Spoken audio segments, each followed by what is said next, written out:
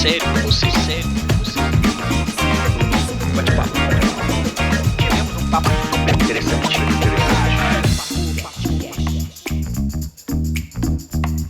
Boa noite, bem-vindos a mais um episódio do Papo Podcast aqui pela NTV. Hoje nós vamos conversar com o Dr. Eduardo Watanabe, um sobrenome chique, hein, doutor? É japonês. Japonês, médico, ortopedista, atuante dentro da medicina do esporte também, e vamos falar também sobre medicina hiperbárica. Eu não sei exatamente se é dessa forma que a gente trata a parte hiperbárica, mas vamos começar pela ortopedia. Seja bem-vindo, doutor Eduardo. Eu agradeço a oportunidade, vai ser bem educativo para todos nós. Um bom bate-papo, né? Com certeza. Doutor, vamos começar pela ortopedia. Qual é a área que o senhor atua? E aí a gente vai tentar, durante esse bate-papo, dividir um pouco sobre essas áreas da ortopedia, mesmo que não seja a área que o senhor atua, o senhor dê essa orientação para o público leigo, que realmente a área da ortopedia ela é confusa, né? Exatamente qual o problema que eu tenho, qual médico procurar. A ortopedia avançou demais. Então, para o ortopedista generalista, ficou quase que impossível, igual o clínico, né? Teve as especialidades, endocrinologia, pneumologia, cardiologia. Na ortopedia, viu-se essa necessidade também. Então, temos colegas especialistas em joelho, quadril, coluna, pé e tornozelo. Eu optei pela cirurgia da mão. A cirurgia da mão não é uma subespecialidade da ortopedia. A cirurgia da mão é uma especialidade médica. Pois é, o senhor acredita que essa divisão dentro de um segmento só, que é a ortopedia, se deu pela evolução da medicina? A evolução, porque imagina, você tem, pelo menos, o senhor citou aí, 6 a 8 áreas da ortopedia sendo tratado por profissionais diferentes, que é o especialista do especialista. Se deu por causa da evolução ou pela complexidade ou pelas duas coisas? Eu acredito que pelas duas coisas. Mas todos, mesmo nós, os especialistas, a gente primeiro faz ortopedia, que são 3 anos. Uhum. Aí, ao final dos 3 anos, tem a possibilidade de escolher uma especialização. Chama-se subespecialidade? É isso? São subespecialidades, exceto a cirurgia da mão. Exceto a cirurgia da mão? Isso. Por quê? Aí, por se tratar de uma área muito mais complexa, né? Porque o cirurgião de mão, ele está apto a tratar não só a parte muscular, tendinosa, mas também a neurológica e a vascular, envolvendo os membros. Então, eu vou aprofundar nesse tema da mão, que é a sua área, né? Quando você fala neurológica, explique, por favor, a questão da mão com a questão neurológica. Problemas neurológicos que envolvem a mão, os membros superiores, a grande maioria, o ortopedista, o cirurgião de mão está apto a tratar, e lesões traumáticas também, tipo um corte que pega os nervos, é o cirurgião da mão que está apto a fazer a neurorrafia, essa cirurgia, né? Doenças compressivas que comprimem, que apertam os nervos, é o cirurgião da mão que é o especialista indicado para fazer a cirurgia. Entendi. Como médico que também atua na parte de medicina do esporte, existem várias complicações que chegam, né, doenças que afetam a mão, provocadas por uma atividade esportiva? Com certeza. Quais seriam? Qualquer atividade esportiva pode levar a uma fratura. Então, a fratura da região do membro superior, o mais indicado é o cirurgião da mão. Lesões ligamentares envolvendo mão, cotovelo. Hoje, com a prática que está muito em alta do beach tênis, o jeito de pegar na raquete, o jeito de dar os lances, né? Então, pode envolver muito lesões. E essas lesões provocadas pelo esporte se dão a não aquecer antes de começar essa atividade esportiva ou pelo movimento errado? Eu falo porque eu tenho um problema no braço provocado pela atividade do badminton, que eu só fui descobrir tempos depois que eu jogava de forma errada. Quando eu descobri, eu já tinha acontecido a lesão, que me levou a parar com a atividade. Aí eu tentei migrar para o squash. Aí, quando eu fui para o squash, eu falei, não, agora eu vou aprender a jogar de forma correta. Beleza, mas aí a lesão que tinha né, feito eu parar do badminton não possibilitou que eu avançasse no squash, mesmo como jogador amador, que eu sempre fui. Essas lesões é um misto, né? Pode ser por falta de aquecimento, pode ser por falta de alongamento, alterações da técnica. No tênis, por exemplo, a gente tem uma doença muito comum que chama epicondilite lateral, o cotovelo do tenista. A grande maioria é provocada no mau uso da técnica. Entendi, perfeito. Doutor, quando uma atividade física, vou citar a questão da mão de novo, tem a ver com a questão neurológica, você pensar em fazer um movimento e não conseguir. Porque o ortopedista trata a questão, quando a gente conhece a ortopedia, a gente pensa o quê? Na questão, na estrutura óssea. Mas o ortopedista trata a estrutura óssea e a estrutura muscular. A estrutura muscular você pensa e executa. Quando esse ortopedista percebe que aquele diagnóstico só pode ser fechado com a ajuda de um neurologista, qual exame que te permite? Porque a maioria dos exames exigidos na ortopedia é o raio-x. Vai lá, olha a lesão, uma ressonância, mas quando esse diagnóstico percebe que não sou só eu, o ortopedista, que vou conseguir tratar esse paciente. Eu preciso de um outro profissional e nós vamos falar também do fisioterapeuta logo. É um exame, talvez o mais utilizado na suspeita de uma lesão neurológica, chama-se eletroneuromiografia. Repete para a gente, por favor. Eletroneuromiografia. Eu vou pedir até para a produção colocar uma imagem desse exame e a gente aprofundar um pouco mais sobre isso. Tem o eletro da cabeça, o eletro do coração. Esse é o eletro dos músculos e dos nervos. Ele faz um check-up de imagem precisa. Não é de imagem, ele estimula o nervo e através do programa ele vê a captação do estímulo, a velocidade do estímulo. Muitas doenças neurológicas que afetam a parte muscular também, o estímulo está retardado, está diminuindo.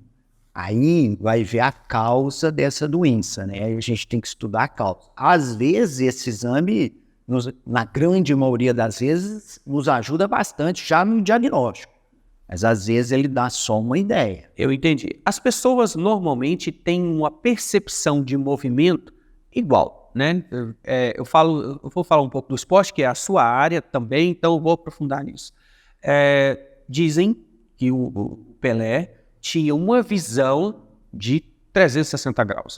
É uma forma exagerada de se colocar, mas que ele tinha uma visão diferente. Ele está aqui, ele enxergava a bola que estava vindo, e isso é raríssimo. Eu estou colocando para um atleta, né, longe dos normais. E aí as pessoas têm essa percepção em média, e aí é questão neurológica, né, uma visão ampla do movimento em si, quando está voltado para o esporte. Normalmente as pessoas têm essa percepção de forma igual, e este exame consegue diagnosticar aquela pessoa que tem uma percepção além, como se fosse um QI fora do limite, fora do normal, que traz para ele um resultado dentro do esporte melhor. É capaz? Esse exame é capaz de fazer isso? Esse exame, não é isso? Conforme eu disse, é para avaliar só os músculos, né, e os nervos. Ele capta a velocidade de condução dos nervos na inervação dos músculos. Mas não tem nada a ver com pensar e fazer. Não. Dentro da ortopedia, vamos falar um pouco dessa questão dos nervos, que antes, né, de você ser especialista em mão, o senhor também entende sobre outras áreas da ortopedia, nas quais o senhor encaminha para outros colegas, quando esse caso é cirúrgico. Mas quando não é, o paciente chega no seu consultório e fala, doutor, eu estou com uma dor no joelho já de algum tempo. Qual é o procedimento que o senhor realiza? O senhor pede o exame, encaminha para o especialista ou já encaminha esse paciente direto para o especialista? Geralmente não, a gente faz o atendimento, né, e só encaminha para o especialista quando acha que é um caso mais complexo, né, e vice-versa, né, eles também fazem isso. Entendi. Como a gente é ortopedista, né, e nos casos mais corriqueiros, que é a grande maioria, a gente é capaz de tratar. Perfeito. E hoje vocês têm uma clínica aqui na nossa região, cite o nome da clínica e quais são os especialistas com as áreas de atuação hoje existentes dentro dessa clínica. Isso ajuda muito as pessoas a falar, não, eu vou lá e lá eu vou encontrar o profissional que vai resolver o meu problema, que muitas vezes ele não sabe nem qual o problema que ele tem, ele só tem a dor, e a gente vai falar já da dor. Ah, com certeza. Nós criamos a Norte, que é um núcleo de ortopedia e traumatologia especializada do HNSF. Então, são os ortopedistas do HNSF que fundaram essa clínica. Por quê? Justamente para você, como você disse, lá, de um jeito ou de outro, o paciente com problema ortopédico vai ser tratado, que a gente tem todas as especialidades.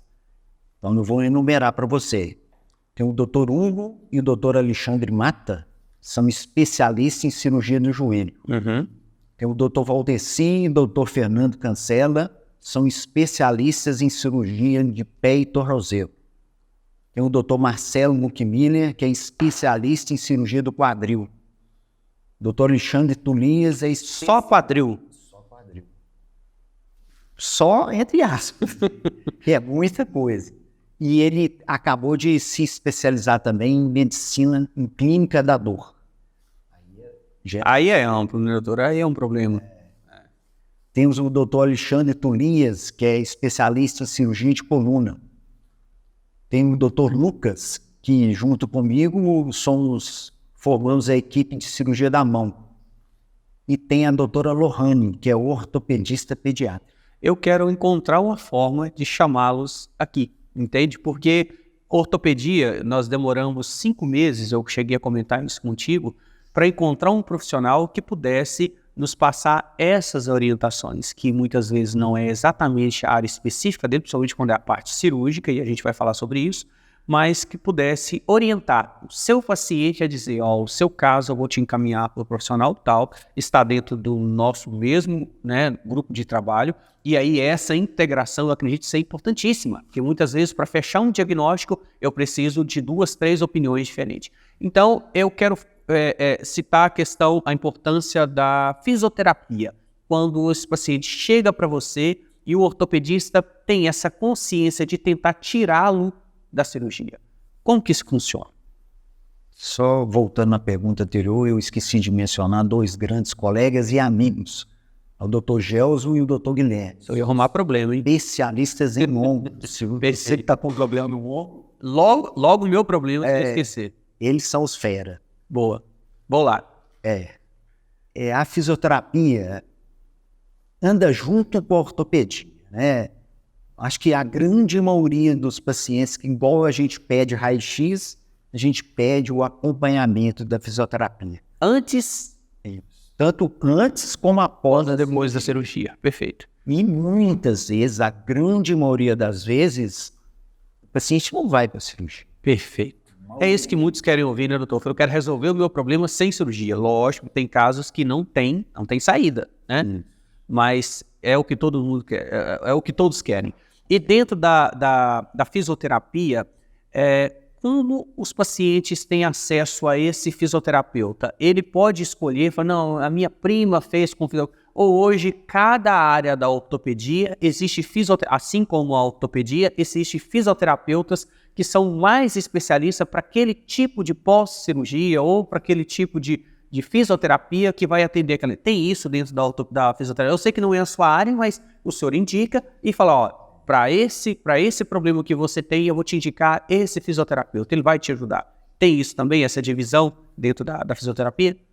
Nos grandes centros tem, mas aqui em Patos nós temos bons fisioterapeutas generalistas. Entendi, perfeito. E esses fisioterapeutas trabalham em conjunto com vocês diariamente? Quando um caso não é cirúrgico, que é a grande maioria, aí a gente está sempre em contato, qualquer dúvida eles entram em contato com a gente, discute o caso. Então a relação é boa e necessária. Perfeito.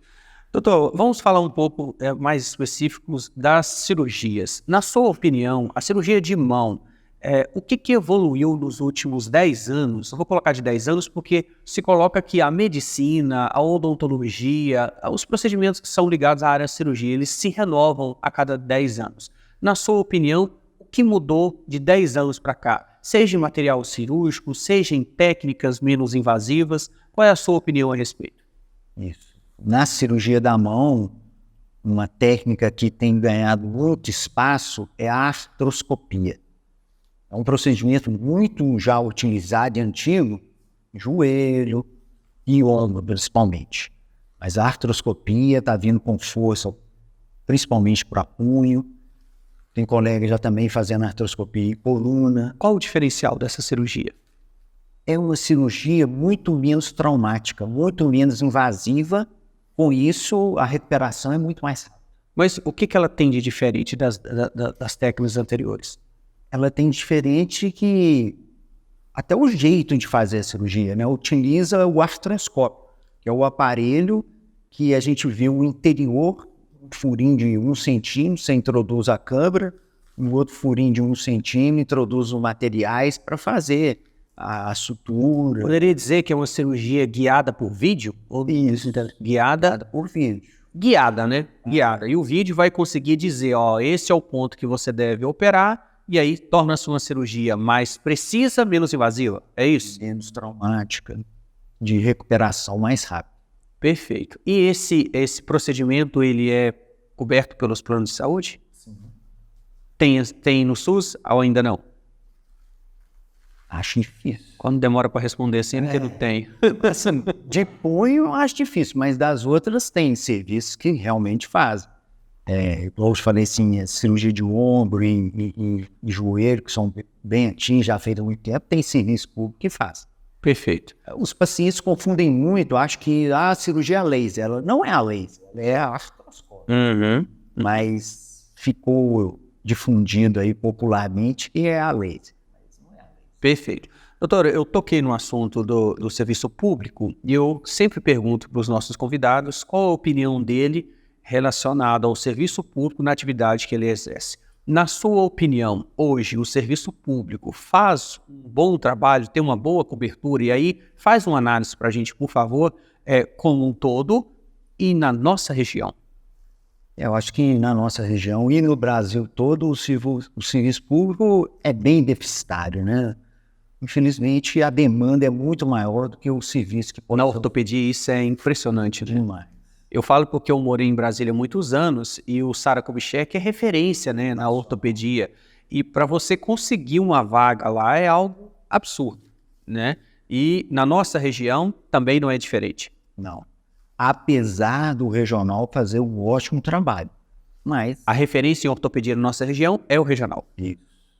Mas lá é referência em traumatologia. Não se faz ortopedia, é só fração. Separe isso para nós, por favor, para as pessoas entenderem. Traumatologia de ortopedia. Ortopedia é a ciência que estuda a parte de movimentos, né? Lesões não traumáticas. Já a traumatologia resulta de lesões traumáticas, acidentes, atropelamento, cortes.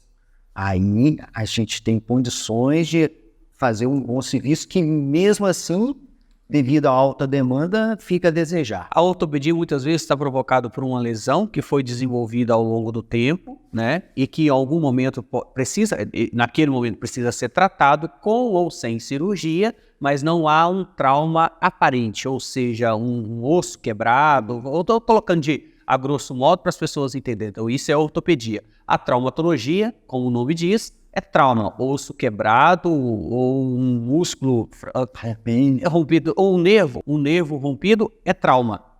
É trauma. Ortopedia é a sua dor no ombro. Mas em qual momento a ortopedia deixa de ser trauma se ele for fazer um exame e colocar... Não, esse eu não tenho nada... Na sua opinião, eu não tenho nada rompido. Se eu tivesse, eu já não conseguiria movimentar o ombro.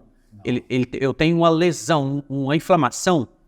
Pode... Uma consulta gratuita aqui. Pode ter o misto dos dois, uma inflamação, mas pode ter uma ruptura, uma lesão de tendão, que mesmo são vários, não é um só, aí os outros podem suprir até certo momento essa lesão desse tendão, pode ter lesão ligamentar, que aí causa toda essa sua dificuldade. Por isso que precisa de um estudo mais minucioso, para saber realmente a causa. Perfeito. Eu vou citar um outro, eu sempre me coloco como exemplo, eu já sofri alguns acidentes, nunca tive não, já tive também, eu já quebrei a clavícula quando eu tinha 13 anos de idade. Mas há mais ou menos uns 8 meses atrás, eu vou falar da área que o senhor atua, eu tive um corte, tá vendo aqui, ó, deu 11 pontos aqui. Isso fazendo um trabalho lá em casa e tal, né, inclusive a gente conversamos com um médico de medicina do trabalho recentemente. Na minha casa eu não usei o IPI, pronto, o acidente foi grave. Quando cortei, eu corri direto para o hospital, pensei que isso aqui ia, chegando lá o médico pediu para eu fazer os movimentos. E eu, por muita sorte, não rompi um dos nervos aqui. Quando esse nervo é cortado, né, um acidente grave que cortou o nervo, reconstituir esse nervo é possível ou não? Em quais momentos? Um corte transversal, o nervo foi, eu vou colocar de forma leiga, sei lá, pressionado, amassado, rasgado, sei lá.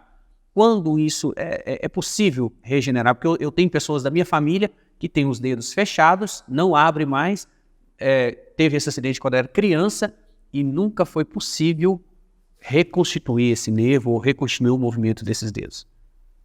Quanto mais na fase aguda for reconstituído o nervo, né? É possível reconstituí-lo, sim. Quando não há perda de substância, quando corta e não perde nervo, é possível unir e faz a sutura, dá os pontos, né? Igual dá o ponto na sua pele. E aí, não que ele vai ficar igual era antes, mas muito semelhante ao que era antes, tanto da acessibilidade quanto dos movimentos. Mas a importância de se fazer isso é logo após o acidente ou em qualquer momento, depende dessa avaliação. Porque parece que depois de um tempo o nervo, sei lá, porque tem gente que tem um acidente e fala, não, depois eu vejo isso. Pronto, pode ser tarde. Isso. No caso assim, de uma lesão de nervo que cortou, até 2, 3 semanas é um tempo hábil, a mesma coisa de ter sido feito na hora. Entendi. Mas depois, aí os resultados vão ficando cada vez piores. Eu vou pedir à produção que coloque imagens mostrando esse ponto que nós estamos falando, e entre outros também, mas esse ponto, porque para as pessoas entenderem a importância de se buscar o médico logo após esse acidente, né? Doutor, vamos falar um pouco da questão dos traumas. A gente citou isso agora há pouco. Hoje, quais são os principais traumas dentro da ortopedia? O que chega para você, o que chega dentro da Norte, né? E os principais traumas são provocados por quê? A grande maioria por acidentes. Eu já ia falar, acidente de moto? Principalmente em Patos, que é uma cidade plana, né? Então a gente tem muito motociclista e bicicleta. Então, são fraturas de onde você quer que imaginar, tem. Aí chega, fratura de clavícula, eu pego muito fratura de punho. Outro motivo que é muito frequente, mas principalmente em idosos, é queda. Aí quebra o quadril. São esses os mais... Os principais acidentes de trauma. Acidente motociclístico, automobilístico. Tem o acidente esportivo também, muita fratura de tornozelo, perna, futebol, né? Doutor, as pessoas têm um mito que a pessoa mais magra, ela tem mais facilidade de ter uma fratura. Eu estou falando dos motoqueiros, mas isso não é verdade? Não tem nada a ver? Eu falo, não, é magra, o músculo não protege, quebra fácil e tal. Não tem nada a ver. É porque eu lembro do Jô Soares comentar no programa dele que ele tinha tido 2 acidentes de moto e ele vendeu a moto nunca mais. E ele sempre foi gordinho. E ele se quebrou todo, entende? E não estava correndo. Ele tinha uma moto que não era moto de alta velocidade, mas parece que moto, para você se lascar todo, acima de 20 já é um perigo, né? Não tem... É um problema. Então não tem nada a ver essa questão a pessoa mais gorda ou mais magra. E existe essa questão de pessoas que têm osso mais resistente do que outros, isso é verdade? Existe, né? Há muitas vezes pela própria genética. E outra, todos os praticantes de atividade física, principalmente as atividades que a gente exerce força, musculação, pilates, funcional, tem o poder de fortalecer até o músculo. Não só o osso? Incrível. Mas isso é uma atividade praticada a longo tempo ou 3, 4 meses de atividade já começa a dar um resultado? Com certeza. Que coisa incrível, hein? Eu achava que era só o músculo, né? Que cobre. Fala pra gente da função do músculo e dos nervos dentro da ortopedia, para as pessoas entenderem a função. Quem fala ortopedia parece que é só a questão da estrutura óssea, mas não é. Pelo contrário, né? Assim, o osso é a nossa carne, né? Que permite os movimentos. Eles inserem nos ossos através dos tendões.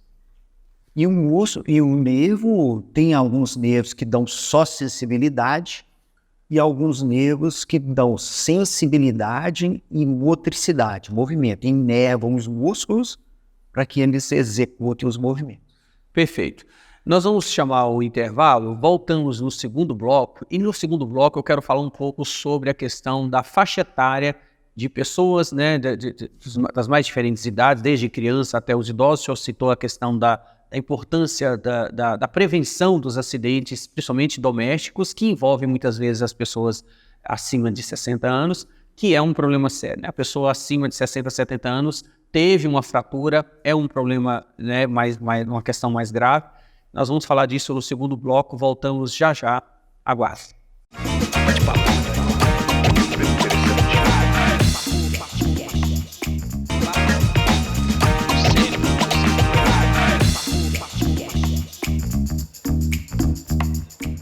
Voltamos no segundo bloco do podcast aqui pela NTV, hoje entrevistando o Dr. Eduardo Watanabe, médico ortopedista, voltado também para a medicina do esporte, e nós vamos falar sobre a hiperbárica já já. Doutor, no primeiro bloco nós falamos sobre a questão dos acidentes, né, dentro dos esportes praticados. Eu quero citar um e a gente já vai para o segundo tema, que são os peladeiros de final de semana.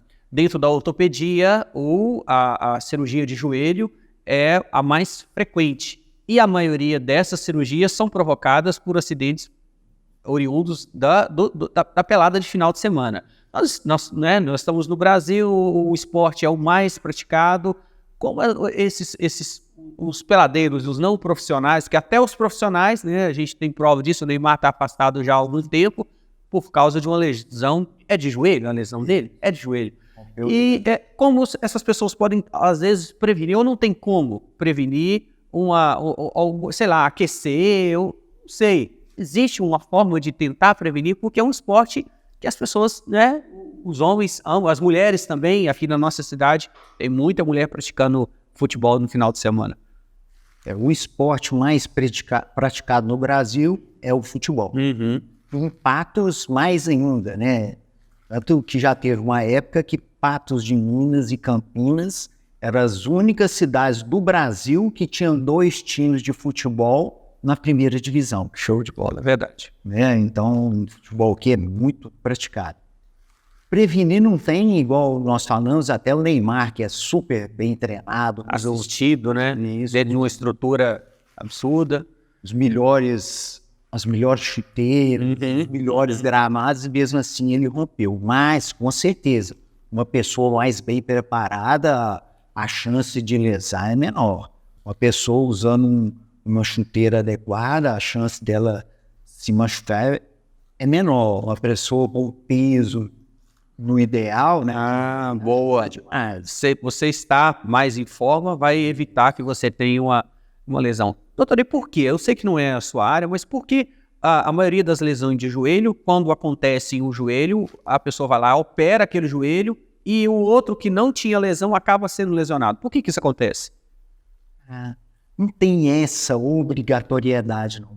Mas acontece, não acontece? Acontece, mas acontece até do mesmo joelho romper, aí tem que operar de novo. São movimentos que têm parada e rotação. Então, de jeito, esse é o mecanismo, né? E citou no futebol feminino, a chance da mulher romper é muito maior. Maior? Eu achava que era menor. Cerca de 8 vezes maior pela conformação esquelética dela. Entendi. Então, as mulheres, infelizmente, estão muito mais expostas a ter lesão do ligamento cruzado anterior. Entendi. Doutor, vamos falar um pouco sobre os acidentes com trauma, os principais acidentes para o público infantil? Quando eles acontecem e como talvez evitá-los? Infelizmente, tem várias estatísticas mostrando que um dos locais mais perigosos para a criança é na cozinha. Então, puxam a panela quente, água quente, então queimadura é muito intensa. E aí que entra a importância da hiperbárica, que é uma das melhores maneiras de tratar a queimadura.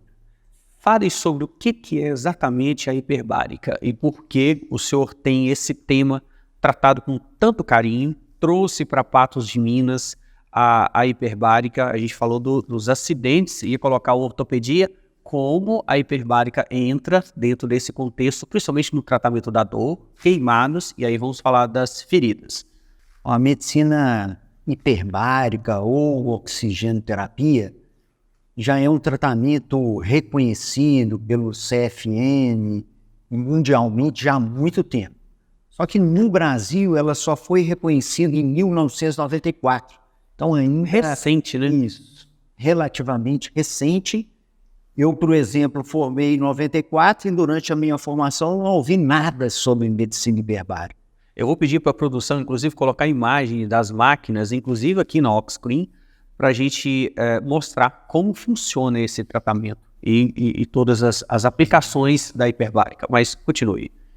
E aí, como funciona, o paciente ele fica dentro de uma máquina, ela é totalmente revestida de acrílico transparente, então diminui a ansiedade, né? E ali dentro é fechado a vácuo, ela recebe oxigênio puro, cerca de 2 a 3 vezes uma pressão atmosférica maior que a gente está aqui agora. Então isso permite que ela obtenha mais de 20 vezes a quantidade de oxigênio circulante. Então com isso propicia o aparecimento de novos vasos sanguíneos, propicia diminuir o inchaço, o edema, tirar a dor. O que ela faz na prática, só para a gente entender, é estimular células ou ela cria células regenerativas? Ela estimula a circulação para ali sim os tecidos aparecerem novos. Não tem nada a ver com célula, não?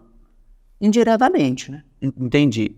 Mas continue, só para a gente entender, porque eu vou pedir a fazer para a produção colocar uma animação, para a gente entender como a hiperbárica trabalha ali, e a gente vai mostrar isso em situações diferentes. Mas para o queimado que a gente citou no início dessa pergunta, no acidente caseiro, com queimaduras, né, de primeiro, segundo, terceiro grau, enfim. Porque ela estimula a maior proliferação de vasos, aí forma novos tecidos, diminui o inchaço e acelera a cicatrização. E muitas vezes, quando o paciente está usando antibiótico, ele potencializa o efeito dos antibióticos também. Potencializa? Potencializa. Incrível. Muito bom. Então, ela ajuda como uma ferramenta auxiliar no tratamento daquela queimadura que está sendo tratada, inclusive, também com medicamento, com a pomada e tal. Ela vai acelerar esse processo regenerativo. É isso? É. Dentro da ortopedia, dentro do tratamento da dor, como ela atua? Na ortopedia, a gente está vendo um avanço recente. Tanto que grandes clubes como Palmeiras, Corinthians, Flamengo, o Atlético Mineiro, instalaram câmeras de medicina hiperbárica dentro dos seus CTs, porque viu-se que através desse mecanismo da hiperoxigenação, reduz o edema, diminui a dor e estimula ele a recuperar mais rápido, principalmente lesões musculares e ligamentares. Achei isso interessante, porque esses atletas, né, são caros e recuperá-los para voltar à atividade é uma questão econômica, né? Isso vale para nós, que somos, né, os mortais, não para colocar, mas para você poder voltar à sua atividade de forma mais rápida, né? Aplicado para nós seria isso, né? Buscar esse tratamento para recuperar mais rápido e voltar à atividade de forma mais rápida. Na dor em si, essa recuperação minimiza a dor durante... Eu estou fazendo essa pergunta seguinte. Durante o tempo que você está lá na máquina, ela te dá algum desconforto real? Há algum desconforto? Na grande maioria dos pacientes, não. Tanto que eles ficam assistindo o programa preferido deles. uma sessão dura em torno de 90 a 120 minutos, então não é tão rápido assim. Alguns pacientes, como é pressurizado, pode sentir um desconforto, principalmente no ouvido. Entendi. A mesma sensação de quando a gente vai decolar e aterrissar do avião. Entendi. Subir uma Entendi. serra, é aquela sensação. Mas eu tô falando de avião, mas isso, assim, normalmente a quantidade de sessões indicada é de acordo com a complexidade ou a necessidade de cada país. Não tem uma receita. O plano de saúde cobre? Para algumas determinadas indicações, cobre. Tá bom. Vamos falar sobre essas indicações. A gente falou das queimaduras, falamos do tratamento da dor. Quais são outros procedimentos? Eu lembro que o senhor comentou alguma coisa ligada à angiologia. Me fale sobre isso. Como a hiperbárica também ajuda essa questão das varizes e outras questões ligadas à circulação. A hiperbárica não é nem ponto relacionado com as varizes. Devido à insuficiência vascular, aparecem muitas feridas. E como não está com uma boa vascularização, ela não cicatriza. Então, e vão ficando cada vez maior. E esse é o principal, a principal atividade hoje da hiperbárica dentro da medicina, o tratamento de feridas. É o carro-chefe. Esse que o convênio não põe Não nega. de jeito nenhum. Eu estou colocando isso porque uma tia minha em Uberlândia, um acidente bobo, caindo da escada, ralou, era uma ferida pequena. Essa ferida foi aumentando e nada fazia curar. O que curou ela foi a hiperbárica. Até eu descobri que eu não sabia nem que tinha aqui em Patos de Minas. Então, a gente precisa realmente divulgar isso, porque tem muita gente sofrendo com feridas e não sabe que existe. Muitas vezes até os colegas, né, até os médicos não sabem a importância e a função da hiperbárica. É isso? Isso. Outro caso muito indicado e muito comum e muito perigoso é o pé diabético. O diabético, ele perde a sensibilidade dos pés, então uma feridinha ali, ele não está sentindo, e a feridinha vira porta de entrada para infecção. Então, com a hiperbárica, a gente já viu vários casos que evitamos a amputação de membros, pés principalmente, porque devolveu a circulação, cicatrizou aquela ferida. E aí a importância do diagnóstico precoce, né, doutor? Imagina, você poder falar, ó, esse é um pé diabético, ainda é passível de tratamento, né? Tirar o paciente de uma amputação, que traria a ele, né, todas as complicações possíveis, através da hiperbárica. Doutor, voltando ainda para a questão das feridas.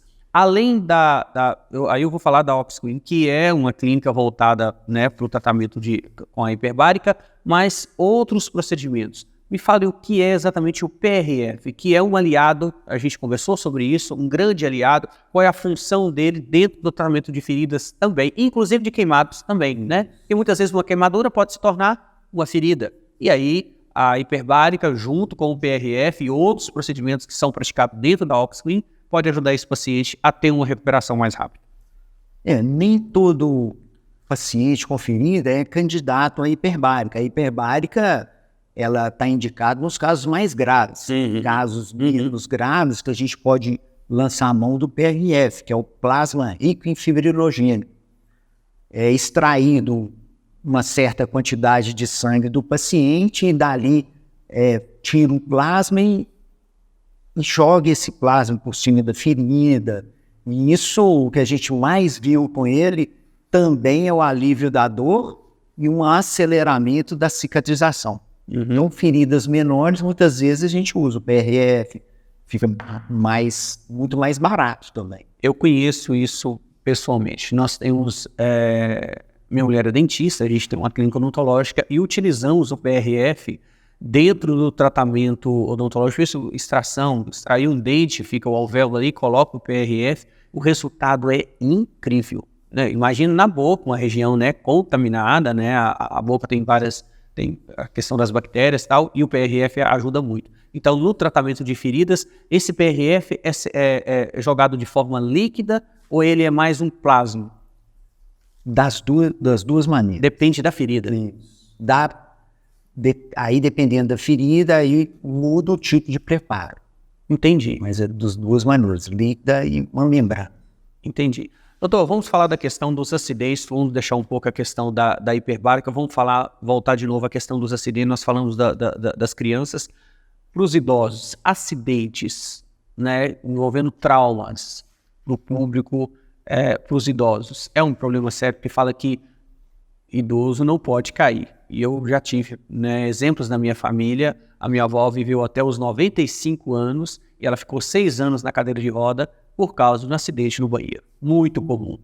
Como as pessoas podem evitar isso? E me fala por que as pessoas mais velhas têm uma dificuldade tão grande na cicatrização, na colagem, né? Pode ser colocado dessa forma? Colagem do rosto. Consolidação óssea. É, Isso. Bom, infelizmente, realmente é um problema público, né? Todos deviam ter muita atenção com isso, porque traz muito prejuízo financeiro para toda a rede, né? O idoso, infelizmente, a gente ainda não tem a cultura de praticar atividade física nessa faixa etária, né? O que está totalmente errado. É a fase que talvez mais precise, né? Porque praticando atividade física, como eu falei, ele tem condição de fortalecer até o osso. E a atividade física melhora o equilíbrio do paciente. Muitas vezes ele cai por falta de equilíbrio, musculatura muito fraca. então a atividade física seria o principal aliado para evitar esses traumas. Olha a importância de se falar isso, né, doutor?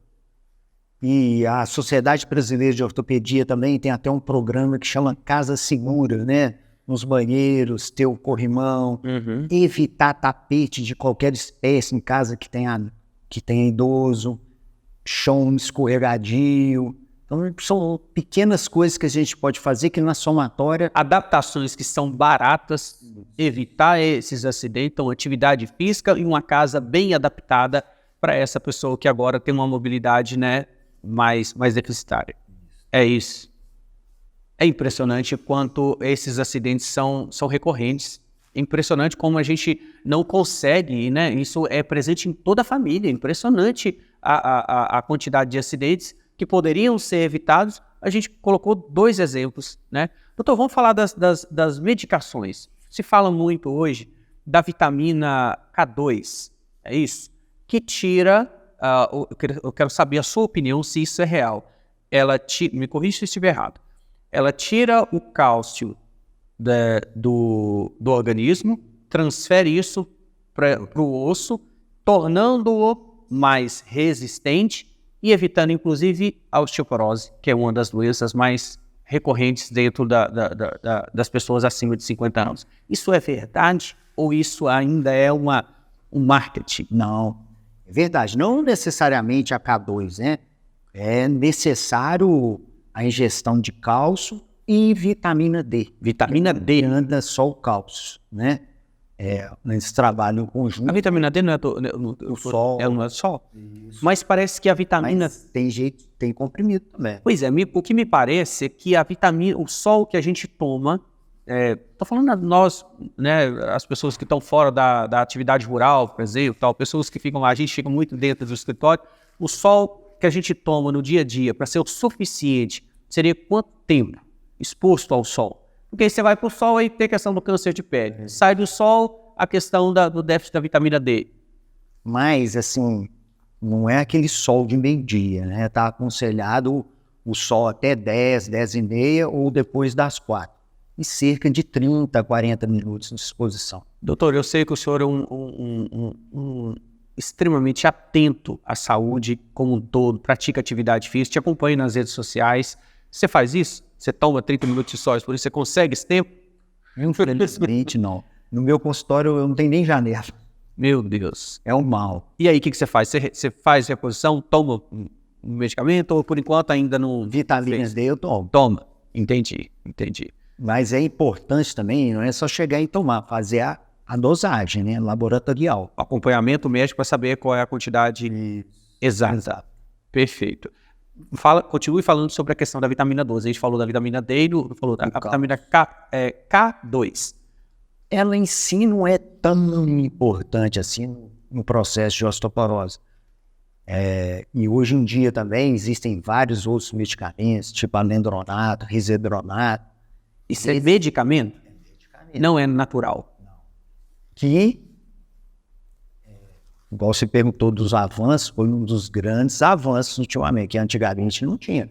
O paciente, Fala o nome desse medicamento de novo e o que ele faz exatamente. o alendronato, o risedronato, é essa família que faz isso mesmo, fortalecer o osso.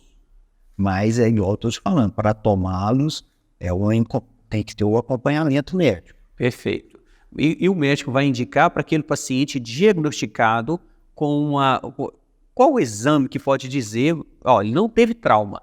Eu estou colocando porque um amigo meu de Brasília foi diagnosticado, ele é magro demais. Mas ele não tem problema de saúde nenhum. E aí o diagnóstico foi, ó, você precisa fazer uma atividade física, você não tem músculo o suficiente para segurar a estrutura. A função do músculo é isso, né? Da sustentação à estrutura óssea. Ele não tinha esse músculo suficiente. Essa medicação pode ajudar, porque senão ele vai ter um problema, né, de ósseo em algum momento. É uma condição muito comum no idoso, que a gente chama de sarcopenia, é isso. Vai definhando, vai perdendo massa muscular. Então, mais uma indicação da atividade física. Principalmente o problema de coluna, né? Que vai perdendo massa muscular, mas o peso do corpo na parte superior, ela é considerável. E aí, fala sobre isso, a questão da coluna, onde tem maior problema de desgaste ali do joelho, da coluna.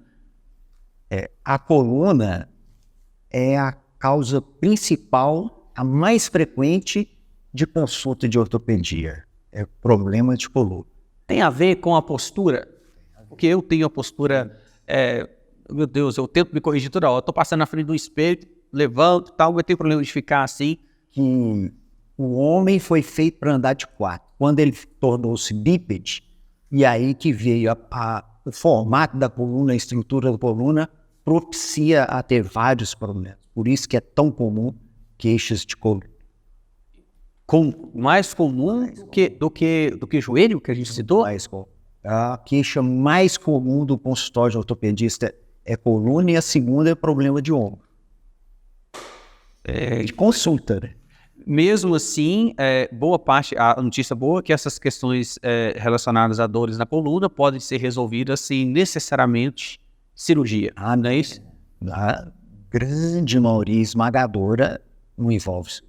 Só acha que hoje os ortopedistas estão tendo essa consciência, assim como o senhor tem, de tirar os pacientes da cirurgia sempre que possível? Com certeza.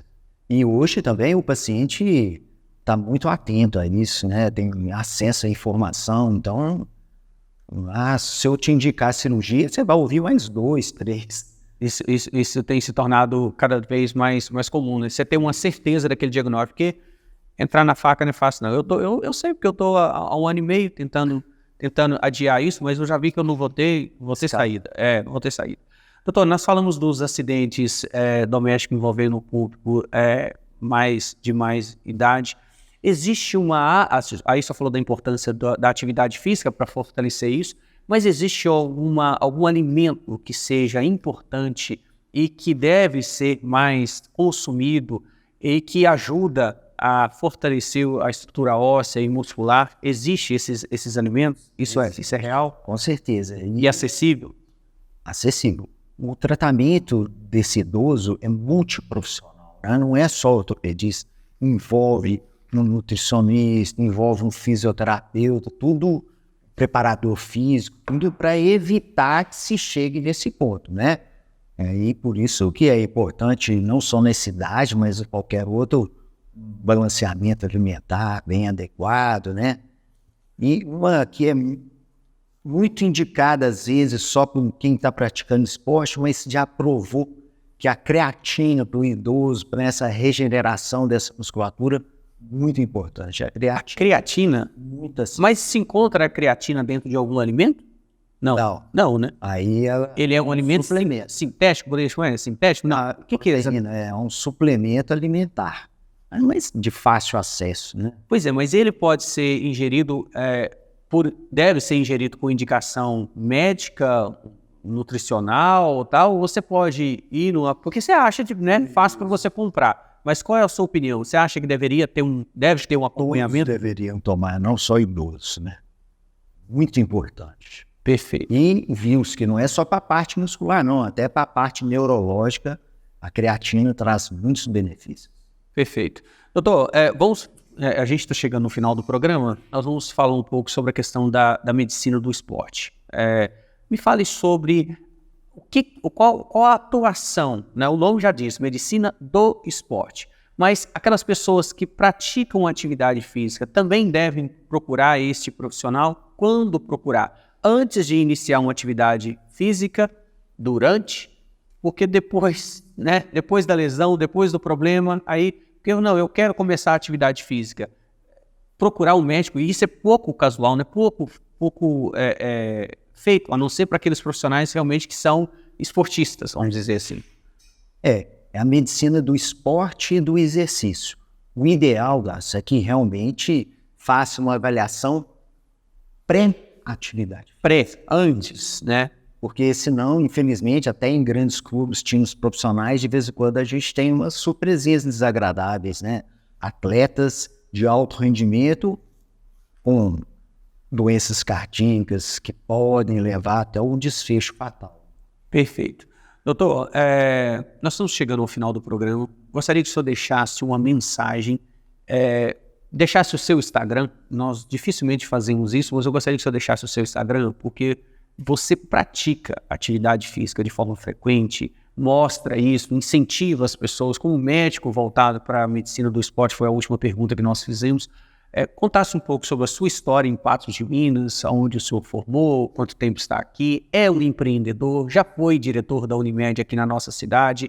Então, assim, é um médico extremamente atento, ativo, e eu gostaria que o senhor falasse um pouco sobre a sua história com a cidade, né? As empresas que o senhor tem aqui, voltado, né, dentro da Clínica Norte e da Ox Clinic que nós falamos.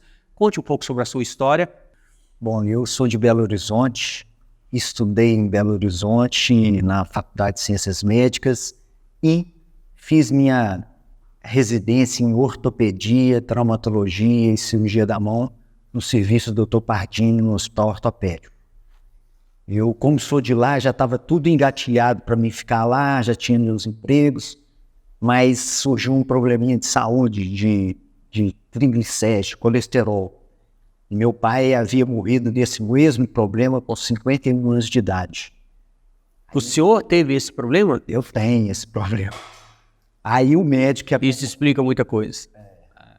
Aí o médico que acompanhava ele, a gente já tinha feito de tudo e nada estava dando certo e me aconselhou, Eduardo, eu te aconselho a sair de Belo Horizonte. Aí veio a oportunidade de vir para Patos. Então já fazem 25 anos que eu estou aqui, recebi até o título de cidadão, eu sou muito grato a Patos de Minas, não arrependo hora nenhuma de ter vindo aqui, eu acho que foi uma das melhores coisas que aconteceu na minha vida. O senhor é mineiro? Sou de Belo Horizonte. De Belo Horizonte. Então veio para cá para cuidar da saúde há 25 anos. O senhor era jovem ainda e pensou, não, eu preciso mudar a minha vida. Veio buscar a qualidade de vida. Isso. Show de bola. Aí aqui eu trabalhei no Hospital São Lucas, já trabalhei na prefeitura, muitos anos lá no regional.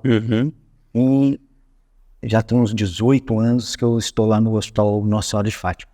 Tive a honra de ser diretor lá também, aprendi muito, de fazer muitos amigos. E recentemente eu fui o diretor-presidente da Unimed. Durante todo esse tempo, exercendo a ortopedia, a cirurgia da mão. Também fiz cuidados paliativos, que eu acho que é uma cadeira que falta muito para a gente, que olha a medicina com outro olhar, com mais humanismo, né? Eu defendo muito isso, não só na medicina, mas em tratamento, quando lá eu estava no hospital, na Unimed, que tem que ter essa pegada, né? A gente olhar o próximo com mais carinho, com mais empatia. O senhor tem filhos, doutor? Tem um?